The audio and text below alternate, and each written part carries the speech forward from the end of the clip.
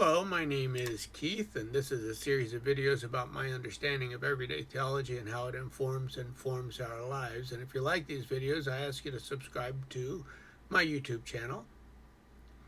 So I spent many years on call by the United Methodist Committee on Relief to deploy when a major disaster occurs. It's one of the things that I did as a missionary for the United Methodist Church. My first experience in disaster response was with the Westbury Trails fire in the Rapid City area. The fire destroyed everything in its way, burning many homes. The devastating fire gave you chills. It was like a dragon feeding on its prey. You could see puffs of smoke as it took off each house. Everything went up in flames, trees, homes, everything went up in smoke. This fire acted like it couldn't be tamed. To soak the ground, helicopters dumped flame retardant on the trees. Firefighters came from across the state and from other states. Rubberneckers just came to watch. People watched as their homes went away. It was reported that the cause was arson. For many, there was simply nothing to do or say. It was here that I first met the responders. Hurricane Hugo was a destructive force. It devastated the indigenous community on the Berry Island where I was deployed.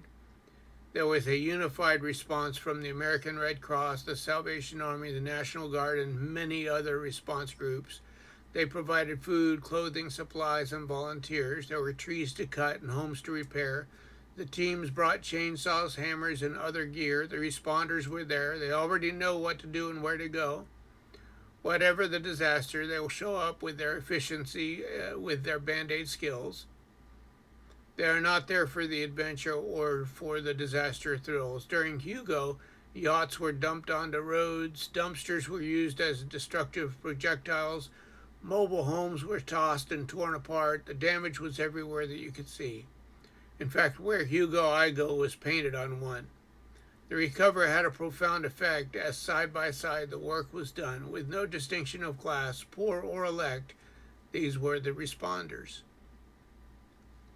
While in Florida on a mission-speaking fundraising tour, I noticed that the southbound lanes were quickly becoming light and the northbound lanes were car to car. I pulled off at Daytona to stay the night. Hurricane Andrew was due to make landfall. For disasters, I was always on call, so during the next morning I drove down to be one of the first to see the effects of the storm. It was the greatest devastation I had seen up to that point. I was assigned to a disaster response tent in Homestead at a Haitian mission. There were a great community of people with open vision, and by now I knew the routine: set up the stations, contact the warehouse, start bringing in supplies, send teams out to work locations. During response, you lose track of time. For food, clothing, water, and shelter, we had to make spur-of-the-moment decisions.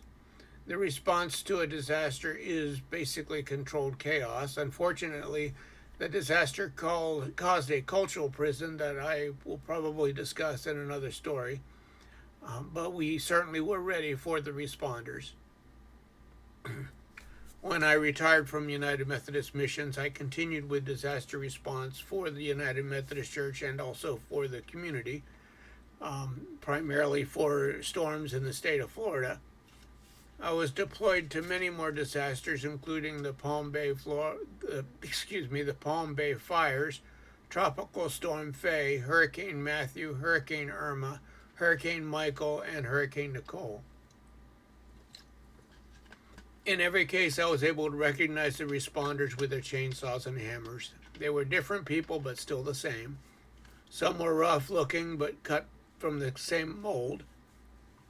There were new faces and some old. Some of them arrived in their cars, others came in RVs. They usually don't say much, they just do their thing. They travel in groups, but prefer to work alone.